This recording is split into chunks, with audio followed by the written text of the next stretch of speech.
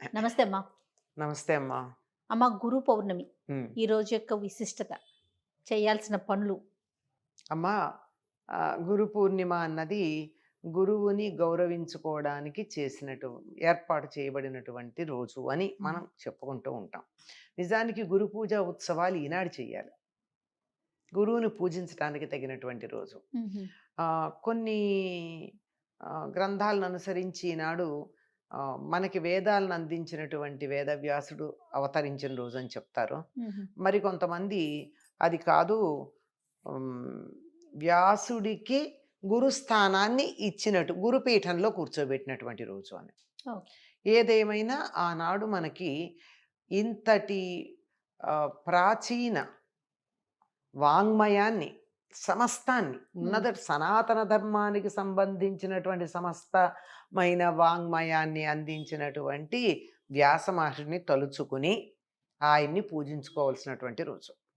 మరి వ్యాసుడు మనకి ఎక్కడ కనపడుతున్నాడు? అందువల్ల మనకి చదువు చెప్పినటువంటి గురువుల్ని గురువులు. పూజించుకునేటటువంటి రోజుగా మనం హ్మ్. భావించుకుంటూ ఉంటాం. వ్యాసుడంటే ఎట్లాంటి వాడండి? ఎప్పుడు ఆయన ఎప్పుడు పుట్టాడన్న మాట అటుంచి, ఈ పీఠాన్ని అధివసించింది మాత్రం ఈరోజు.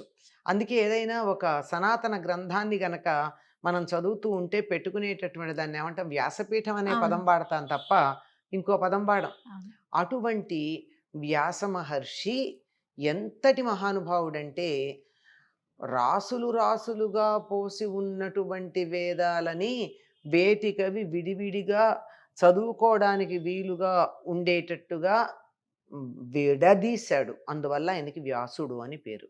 వ్యాసుడు అంటే చక్కగా విశ్లేషణ చేసి, ఎనలైజ్ చేసి మనకి ఇచ్చినటువంటి వాడు.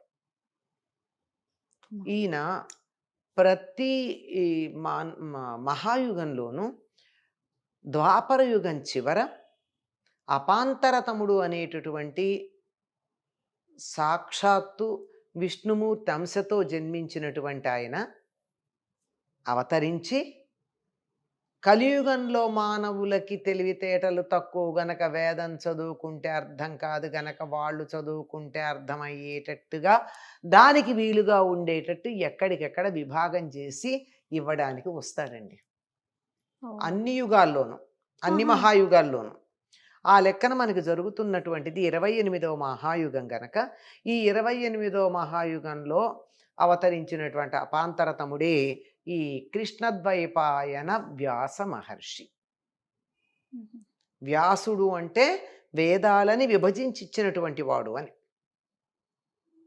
హ్మ్. ఈయనకి కృష్ణద్వైపాయనుడు అని మాత్రమే పేరు. హుహు. వ్యాసుడు. బ్రహ్మకల్పంలో అంటే చతుర్ముఖ బ్రహ్మ ఈ కల్పానికి సృష్టికర్తగా ఉన్నాడు. ఒక్కొక్క కల్పంలో బ్రహ్మ ఒక్కొక్కళ్ళు ఉంటారండి. ఆహా! ఈ కల్పంలో ఉన్నటువంటి ఆయన చతుర్ముఖ చతుర్ముఖ. బ్రహ్మ. ఈ చతుర్ముఖ బ్రహ్మ నోటి నుండి 4 నోళ్ల నుండి 4 వేదాలు వచ్చేస్తున్నాయి. హ్మ్. వచ్చేస్తుంటే అలా వెళ్ళిపోతున్నాయి. ఎవరో ఒకళ్ళు వాటిని భద్రపరచాలి కదా! అప్పుడు విష్ణువు సంకల్పం చేసుకున్నాడు. తనలో ఉన్నటువంటి ఒకానొక శక్తి వెలుపలికి వచ్చి, అది వాటిని అన్నింటినీ భద్రం చెయ్యాలి అని. గ్రహించలేక. 4 ముఖాల్లో ఒకేసారి వస్తున్నాయి సైమల్టేనియస్‌గా, ఆహా! సమాంతరంగా. ఈ 4ని కూడా ఒక్కటి కూడా మిస్ కాకుండా 4ని స్వీకరించి భద్రపరచాలి. అంటే ఆ రోజుల్లో రాయడాలు లేవుగా. హ్మ్. హ్మ్. వినడం, మనస్సుల్లో దాచిపెట్టుకోవడమే. అట్లా వచ్చినటువంటి ఆ శక్తికి అపాంతరతముడు అని పేరు. తాను చెప్పినటువంటి పని ఏదైతే ఉందో, ఎందుకోసం ఆయన అవతరించవలసి వచ్చిందో, ఆ పని ఎప్పుడైతే సమర్థవంతంగా నిర్వర్తించాడో, విష్ణుమూర్తి ఆయన పట్ల చాలా ప్రీతుడయ్యాడు. ఆయన్ని సాక్షాత్తు నా అంతటి వాడివన్నాడు. ప్రతి మహాయుగంలోనూ ద్వాపర యుగం చివర్లో నువ్వు అవతరించి వేదాలని వ్యాసీకరించి లోకాలకు అందించమని చెప్పాడు. అసలు వేదం అంటే ఏమిటి? విత్ అంటే తెలుసుకొనుట, జ్ఞానము అని అర్థం. హ్మ్. వేదం అంటే టు బి నోన్. ఏది తెలుసుకోవాలో అది హ్మ్. వేదం.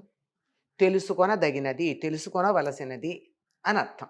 అటువంటి వేదం ఎక్కడుంది అంటే, అనేక మంది మహర్షులు తమ జీవితాలంతా కూడా తపస్సులు చేసి చేసి చేసి తత్ఫలితంగా తాము దర్శించినటువంటి సత్యాలని అలా పోగులు పోగులుగా పోశారు. ఎంతమంది, ఒకళ్ళు కాదు. ఇప్పుడు వేదంలో ఎక్కడ చూసినా ఫలానా ఋషి అని చెప్పబడి ఉంటుంది ప్రతిదానికి. అంటే ఆయన ఋషి అంటే చూసినవాడు, దర్శించినవాడని అర్థం. మనం మామూలు కళ్ళతో చూడలేనటువంటి సత్యాన్ని అంతర్నేత్రంతో, అంటే మనకి పదార్థంగా కనపడే దాని వెనకాల ఉన్న యథార్థాన్ని చూడగలిగినటువంటి వాడు ఋషి. ఓకే. అటువంటి ఋషులు ఎన్నో సత్యాలను దర్శించి తాము దర్శించినటువంటి దానిని, అయ్యో మేము ఈ జీవితం అంతా కష్టపడ్డాం కదా, లోకంలో మానవులందరూ అంత కష్టపడలేరు కదా, వాళ్ళకు కూడా ఇది అందాలి అని చెప్పి వాటిని అందిస్తే ఆ వచ్చినటువంటివి రాసులు రాసులుగా ఉన్నాయి. ఎలా చదువుకుంటారండి కుప్పలు కుప్పలుగా ఉంటే? అందుకని వ్యాసుడు అలసుల్మంద ప్రజ్ఞులు అల్పతరాయువులు ఉగ్రరోగ సంకలితులు కలియుగంబున మానవుల్ సత్కర్మంబులెవ్వియు చెయ్యజాలరు అని బాధపడ్డాడు పాపం. కలియుగంలో ఉండేటటువంటి మనుషులు బద్ధకస్తులు, కొంచెం తెలివి తక్కువ వాళ్ళు. 2 ఏళ్ళు ఎంత అంటే ఉండు అని క్యాలిక్యులేటర్ తీసుకుంటారు. అల్పతరాయువులు, చాలా తక్కువ ఆయుర్దాయం, 120 ఏళ్ళు బతకడం ఎక్కడుంది మనకి. అల్పతరాయువులు, ఉగ్రరోగ సంకలితులు, ఎప్పుడు ఏ భయంకర రోగం వస్తుందో మందులకు అందంది తెలియదు కలియుగంలో. పోనీ మంచి పనులు చేస్తారని సత్కర్మం బులివ్వియు చెయ్యజాలరు, ఏం చేయరు. మరి అట్లాంటి వాళ్ళకి ఎలాగ ఇంత చదువుకోవడం కష్టం కదా.